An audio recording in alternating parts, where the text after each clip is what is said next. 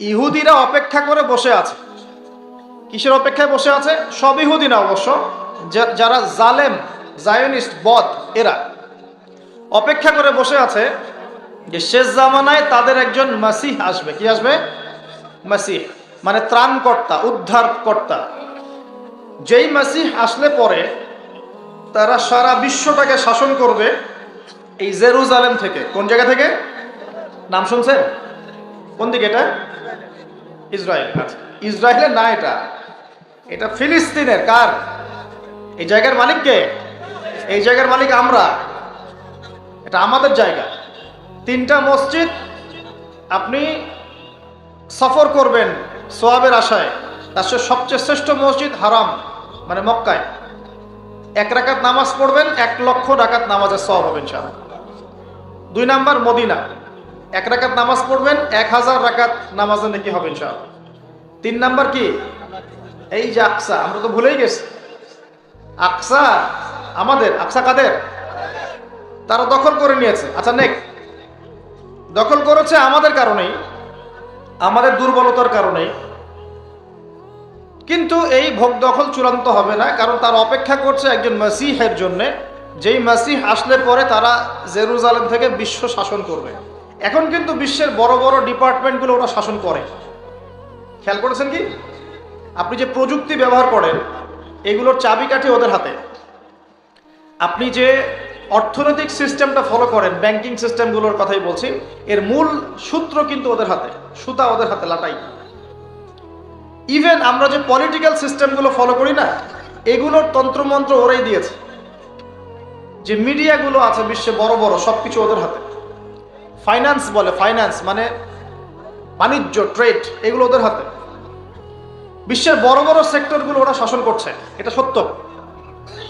আরেকটা মারাত্মক কথা হচ্ছে, বিশ্বকে শাসন করতে হলে কিছু অস্ত্র লাগে। কি লাগে? অস্ত্র শস্ত্র ছাড়া হবে না। একটা দেশের সাথে একটা দেশের মনে করেন খারাপ সম্পর্ক, এখন একটা দেশের কাছে আছে দাকুরাল, আর একটার কাছে আছে পারমাণবিক অস্ত্র। কে জিতবে? যার কাছে যত ভারী অস্ত্র আছে, শক্তিশালী, তার দাপট তত বেশি। তো এইসব বড় বড় মারণাস্ত্রগুলো, যেগুলোকে আমরা বলি নিউক্লিয়ার ওয়েপেন্স অথবা বলি থার্মোনিউক্লিয়ার ওয়েপেন্স, এগুলো ওদের হাতে। মাসিহ আসলে পরে তারা বিশ্ব শাসন করবে, এটা ওদের যে তালমুদ এই গ্রন্থের মধ্যে লেখা আছে। এবং তারা মনে করে যে এই দাজ্জালই হচ্ছে মাসিহ, তারা মনে করে। আর আমরা জানি হাদিস থেকে এই দাজ্জাল সত্যিকারের মাসিহ নয়। সত্যিকারের মাসিহকে ঈসা আলাইহিস সালাম। আল্লাহ পাক ঈসা আলাইহিস সালামের হাতে এই মিথ্যা মাসিহকে মেরে ফেলবেন প্যালেস্টাইনের বাবেলুদ নামক জায়গায়। কোন জায়গা? বাবেলুদ, হাদিসে বর্ণিত আছে। এবং তাকে মারার পরে নবী ঈসা আলাইহিস সালাম সেখান থেকে পুরো বিশ্বে আবারও ইসলামিক একটা খিলাফা কায়েম করবেন ইনশাআল্লাহ তাআলা। এটা হচ্ছে ইসলামের গন্তব্য, এটা হবেই। পৃথিবীর যত পরাশক্তিগুলো আছে এরা সবাই যদি ঐক্যবদ্ধ হয়ে যায় এবং এই ভবিষ্যৎবাণীটাকে মুছে ফেলতে চায়, কশ্চিনকালেও সফল হবে না ইনশাআল্লাহ। কারণ এটা বলেছেন কে? স্বয়ং আল্লাহ এবং তার রাসূল মুহাম্মদ সাল্লাল্লাহু আলাইহি ওয়াসাল্লাম। এটা আমাদের গন্তব্য। এটা সুসংবাদ দিয়ে শুরু করলাম। এখন আল্লাহ পাক আমাদেরকে বলছেন, হে মুমিনরা, তোমরা আল্লাহকে ভয় করো। ইমানদার কারা বোঝাতে গিয়ে হাদিসে জিবরিলে আসছি। জিবরাইল আলাইহিস সালাম এসেছেন, জিজ্ঞাসা করছেন ইসলাম কাকে বলে। নবীজি বলছেন আগে কালিমা, তারপরে সালাত। তো সালাতের কথা বলতে গিয়ে ওখানে চলে গিয়েছিলাম। আমরা যদি ইসলামের বিজয় দেখতে চাই তাহলে সবাইকে 5 ওয়াক্ত নামাজ পড়তে হবে। রাজি আছেন তো? আজকে থেকে 5 ওয়াক্ত নামাজ ছাড়বেন? স্পেশালি যুবক ভাই যারা আছো, তোমাদের তারুণ্য আছে, রক্তের উদ্যম আছে, তোমরা চাইলে অনেক কিছুই করতে পারো। অনেক বার্ধক্যে উপনীত হওয়া মানুষ নামাজ পড়তে চায় কিন্তু পড়তে পারে না। তরুণদের কাছে আল্লাহ পাক সুযোগ দিয়েছেন। আর ইসলামের বিরোধী শক্তি যারা আছে তারা খুব ভালো করেই জানে কিন্তু যে ইসলামের বিজয়ে সবচেয়ে বড় ভূমিকা রাখতে পারে তরুণ সমাজ, যুবক সমাজ, যুব সমাজ, তরুণ প্রজন্ম। এ কারণেই তো দেখবেন তরুণ প্রজন্মকে তাদের উদ্দেশ্য থেকে সরিয়ে দেওয়ার জন্য তারা আপনার সামনে অনেকগুলো টোপ দিয়ে দিয়েছে। দেখাবো টোপ কয়েকটা। 1 নাম্বার টোপ দিয়েছে মেয়ে মেয়ে নারী জাতি মেয়েদেরকে বেপর্দা করে তোমার সামনে উপস্থাপন করে দিয়েছে, ফ্রি মিক্সিং। এখন তুমি আর ঈমান ধরে রাখতে পারছো না, এটা পরিকল্পিত ছিল। কারণ আল্লাহ পাক বলেন যুজ্জিনা লিন-নাস হুব্বুশ শাহাওয়াতি মিনান নিসা, মানুষের জন্য সবচেয়ে যে আকর্ষণীয় বিষয়গুলো তার মধ্যে এক নাম্বার হচ্ছে মহিলা, মানে মেয়ে, নারী জাতি। এটা আমাদের কাছে সবচেয়ে আকর্ষণীয়। আল্লাহ পাকের সবচেয়ে সুন্দর সৃষ্টিকে মানুষ না, মানুষের মধ্যে আল্লাহ পাকের সবচেয়ে শ্রেষ্ঠ সৃষ্টিকে নারী জাতি। আল্লাহ পাক তাদেরকে সুন্দর করে সৃষ্টি করেছেন, তাই নয় কি? এই কারণে পুরুষদের সবচেয়ে আকর্ষণের জায়গা কোনটা? নারী জাতি। এই কারণে মেয়েদেরকে বেপর্দা করে তোমার সামনে ছেড়ে দেওয়া হয়েছে। জেনা বেড়েছে, ব্যভিচার বেড়েছে, ফ্রি মিক্সিং বেড়েছে, ধর্ষণ বেড়েছে, এই যে হারাম প্রেমের সম্পর্কগুলো বেড়েছে। যুবকেরা তাদের জীবনের উদ্দেশ্য ভুলে গেছে। আমার কথা কি বুঝতে পারছেন? আচ্ছা, এটা এক নাম্বার। দুই, মাদক। মাদক, যুবকদের সামনে মাদকের সহজলভ্যতা। চাইলেই হাত বাড়ালেই মাদক, হাত বাড়ালেই ইয়াবা, হাত বাড়ালেই ফেন্সিডিল, হাত বাড়ালেই হেরোইন, তাই না? কথা ঠিক না বেঠিক? যদি কেউ চায় যে আমি আজকে রাত্রে মাদক খাবো, সে পারবে, হাত বাড়ালেই পারবে। এখনকার সমাজ এমন, যদি কেউ চায় যে আজকের রাত্রে আমি পতিতালয় গিয়ে রাত কাটাবো, সে পারবে। 500 টাকা 1000 টাকার বিনিময়ে মানুষ এখন জেনা করতে পারে, পারে না? 5 টাকা 10 টাকা 50 100 টাকা দিয়ে মানুষ এখন ইয়াবা কিনে খেতে পারে। আর যারা সীমান্তবর্তী অঞ্চলে আছেন তারা আরো ভালো জানেন আমার কথা কতটুকু সত্য কতটুকু মিথ্যা। যুবকদের সামনে মাদক এমনি এমনি দেওয়া হয় নাই। উদ্দেশ্য কি? তোমার দ্বারা ইসলামের বিজয় সম্ভব ছিল। মাদক সেবন করাই তোমাকে সরায় দিয়েছে ওই রাস্তা থেকে। কথা বুঝতে পারছো? খুব সতর্ক। 3 নাম্বার, জুয়া। জুয়া তোমার সামনে জুয়া দিয়ে দিয়েছে। জুয়া, ফুটবল বিশ্বকাপ হইলে জুয়া, IPL হইলে জুয়া, BPL হইলে জুয়া, ফুটবল ফিফা হইলে জুয়া। জুয়া খেলে না মানুষ। আর যে যুব সমাজ তাদের জীবনের উদ্দেশ্য জানে না, তাদের পক্ষেই সম্ভব এইসব মেসি, আর্জেন্টিনা, ব্রাজিল এইসব নিয়ে ব্যস্ত থাকা। যারা নিজেদের জীবনের উদ্দেশ্য জানে তাদের জন্য কোশ্চিনকালেও এখানে সময় নষ্ট করা সম্ভব না। দুনিয়ার জীবনটা কি খেলতামাশা? দুনিয়ার জীবনটা কি খেলতামাশার জন্য? আল্লাহ পাক যে হায়াতটা দিয়েছেন, ধরেন 50, 60 বা 100 বছর, এই হায়াতটা কে দিয়েছেন? এই সময়টার মালিক কে? তাহলে আল্লাহ যদি সময়ের মালিক হয়, আমি কেন সময় 1 ঘন্টা অপচয় করবো ওখানে বসে বসে? এই সময়টাকে আমার নাকি? সময়টা আমার বাপের নাকি? সময়টা কার? আল্লাহ। আল্লাহর দেওয়ার সময় আমি টিভি সেটের সামনে বসে বসে 1.5 ঘন্টা নষ্ট করে ফেললাম। খেললো 2টা দল আর তালি বাজাচ্ছে, আমি মাশাআল্লাহ। কালকে দেখলাম কক্সবাজার থেকে আসার সময় রাস্তা ব্লক, পুরা একটা দল জিতেছে, পুরা রাস্তা ব্লক, হাঁটা যাচ্ছে না, মিছিল, পাগলের মতো মানুষ মোটরসাইকেলে ছুটছে, গাড়ি নিয়ে ছুটছে, সিগারেট খাচ্ছে, আরো যে কি খাচ্ছে, মেয়ে নিয়ে ঘুরছে, আর একটা পতাকা নিয়ে ঘুরছে। যে দেশের পতাকা নিয়ে ঘুরছে ওই দেশ জানেও না মনে হয় যে এই দেশে এই আমার সাপোর্টার আছে। হ্যাঁ, আর খেয়াল করে দেখবেন এই আয়োজনগুলো এখন করানো হচ্ছে মুসলিম দেশগুলোকে দিয়ে। মানে মুসলমানদের অবস্থা দেখলে এখন মনে হচ্ছে সুবহানাল্লাহ, যে হারাম একটা কাজকে জায়েজ করার যে কত তরিকা বের হয়েছে। এখন একটা মুসলিম কান্ট্রি জিতেছে, মানে ভাবখানা এমন যে এই জেতার ফলে আমরা ইসলামী খেলাফত কায়েম করে ফেলেছি। ভাবখানা এমন যে কুফফারদের সাথে মনে হয় যুদ্ধ জিহাদ করে বিশ্বের বুকে ইসলাম কায়েম করে ফেলেছে। ভাবখানা এমন।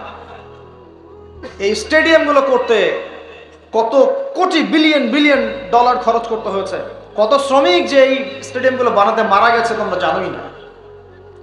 কি হচ্ছে এখানে? পশ্চিমারা আসছে, এনজয় করছে, খেলাধুলা হচ্ছে। বিষয়টা কি জানেন? আমাদেরকে এই খেলাধুলার অহেতুক কাজে ব্যস্ত করে দিয়ে ওরা ওদের এজেন্ডা বাস্তবায়ন করছে। দেখবেন যখন যখন রমজান মাস আসে তখন তখন দেখবেন মুসলিম কান্ট্রির উপর নির্যাতন বাড়ে। যখন যখন বড় বড় ইভেন্ট হয়, ওয়ার্ল্ড কাপ, এইটা সেটা, দেখবেন ভিতরে ভিতরে মুসলিম কান্ট্রির উপর নির্যাতন বাড়তে থাকে। মানুষ একদিকে তাকায় থাকে আর একদিকে উদ্দেশ্য সাধন করতে থাকে। বুঝাচ্ছি বিষয়টা। আপনার 5টা বাচ্চা আছে মনে করেন, খুব জ্বালায়, কান্নাকাটি করে, হইচই করে, আর আপনি মোবাইল ফোনটা বের করে দিয়ে বলেছেন বাবা বস, তোরা 5 জন মিলে একটা কার্টুন দেখ, আমি একটু কাজটা করি। দিয়ে দিলেন, ও কার্টুন দেখছে চুপচাপ, কেউ কোনো ডিস্টার্ব নাই আর। বুঝতে পারছেন? আর এই যে বাচ্চাগুলা কার্টুন দেখছে না, এগুলো হচ্ছে আমরা এখন। আর ওই যে কাজ করছে বাপ, এটা হচ্ছে ওরা, পশ্চিমারা। আমার কথা কি বুঝতে পারেন? আচ্ছা, আমি সহজ করার চেষ্টা করছি। প্রিয় যুবক ভাইরা, মেয়ে তো উন্মুক্ত করে দিয়েছেই, মাদক তো দিয়েছেই, জুয়া দিয়েছে, অহেতুক এসব খেলতামাশা দিয়েছে তোমার সামনে, তোমার সময় কেড়ে নেওয়ার জন্য, তোমার হায়াত কেড়ে নেওয়ার জন্য। তোমার মূল্যবান হায়াত, যে হায়াতটাকে তুমি আল্লাহর পথে দাওয়াতের কাজে ব্যয় করবা, দিন চর্চার কাজে ব্যয় করবা, আল্লাহর ইবাদতের কাজে ব্যয় করবা, আমর বিল মারুফ নাহি আনিল মুনকারের কাজ করবা, এই সময়টা ওরা কেড়ে নিয়েছে তোমার কাছ থেকে। বুঝতে পারছো না তুমি? আবার নেশা দিয়ে তোমার ভিতরটা নষ্ট করে ফেলেছে, জেনা দিয়ে তোমার অন্তরের নূর নষ্ট করে দিয়েছে, ফ্রি মিক্সিং দিয়ে জেনা এবং তোমার যে পবিত্রতা, চারিত্রিক পবিত্রতা নষ্ট করে দিয়েছে। আরো দিয়েছে পর্নোগ্রাফি। বেশিরভাগ যুব সমাজ এখন বাসায় গিয়ে রাতের বেলা পর্ন দেখে। দেখা যায় সারাদিন ভালো কাজ করে, বাসায় গিয়ে রাতের বেলা পর্ন দেখে। পর্নোগ্রাফি দেখে না বা দেখে নাই কখনো এমন একটা ছেলে খুঁজে পাওয়া যাবে না। আর যখন আপনি এগুলোতে অভ্যস্ত হয়ে যাবেন, তখন শরীর খারাপ হয়ে যাবে, মন ভালো থাকবে না, আপনি একাকী গোপন পাপ করবেন, শরীর দুর্বল হয়ে পড়বে। একটা মেয়ের দিকে আপনি সম্মানের চোখে তাকাতে পারবেন না, মনে হবে মেয়ে মানেই মনে হয় ভোগের বস্তু। পর্ণে আসক্ত যারা, তারা কোনো কাজে শান্তি পায় না, অস্থির। এমনকি তারা যদি বিয়ে শাদীও করে, তবু বৈবাহিক জীবনে সুখী হতে পারে না। কেন জানেন? নিজের শক্তি ক্ষমতাগুলো আগেই নষ্ট করে ফেলেছে। এবং অনেকগুলো মেয়ে যখন আপনি দেখবেন নগ্ন, তখন আপনার স্ত্রীকে আপনার কাছে সুন্দর মনে হবে না, মনে হবে এই মেয়ের চেয়ে মনে হয় ওই মেয়েটা সুন্দর, এর চেয়ে মনে হয় ওইটা সুন্দর। আর মেয়ের প্রতি সম্মান তো থাকবেই না, মেয়েকে মনে হবে একটা ভোগের বস্তু। যত বেশি পর্নোগ্রাফি বেড়েছে, তত ধর্ষণ বেড়েছে। দেখেছেন? পর্ন যত বেড়েছে, ধর্ষণ তত বেড়েছে। এমনকি ছোট ছোট বাচ্চারা পর্যন্ত রেহাই পাচ্ছে না। দেখেন না, ছোট ছোট বাচ্চা, 5 বছর 10 বছরের বাচ্চারা, মেয়ে বাচ্চাদের কথা বলছি, এদেরকেও ধর্ষণ করা হচ্ছে। যাদের ঘরে কন্যা সন্তান আছে, তারা খুবই এখন মানে বিপর্যয়ের মধ্যে আছেন আমরা। কারণ সমাজটা তো নষ্ট হয়ে যাচ্ছে। আপনার মেয়েকে কতদিন ঘরে রাখবেন? বাইরে তো পাঠাতেই হবে। বাইরে পাঠালে দেখবেন মেয়ের সম্মান নাই, পর্দা নাই, মেয়েকে জোর করে ধর্ষণ করা হচ্ছে। বাসে, ট্রেনে, অটোতে, অমুকে তমুকে, ট্রাকে মেয়েকে ধর্ষণ করা হচ্ছে। আর প্রত্যেক ধর্ষকের তো আর ইসলামিকভাবে বিচার হচ্ছে না, হচ্ছে? যদি একটা এলাকায় ধর্ষণ হতো আর ধর্ষককে জনসমুখে ডেকে ফাঁসি দেওয়া হতো না, তাহলে দেখতেন যে ওই এলাকায় ধর্ষণ বাড়তো না, কমে যেত। যদি একটা এলাকার চোরদেরকে জনসমুখে নিয়ে এসে হাত কেটে ফেলা হতো, তাহলে বুঝতেন চুরি কাকে বলে।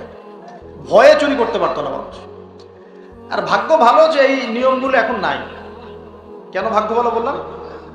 ভাগ্য ভালো কেন বললাম? কারণ এই নিয়ম যদি এই মুহূর্তে চালু করা হয়, এই মুহূর্তে যে এখন এই সেকেন্ডের মধ্যে চালু করা হয়, তাহলে অনেক বড় বড় রাঘব বোয়াল যারা আছে ওদের হাত থাকবে না। কথা বুঝতে পারছেন না? কেউ চুরি করে সিসকা চোর বলি আমরা, না কি বলেন আপনারা? ছিচকা চোর বলেন। কেউ আছে চুরি করে পুকুর চুরি করে।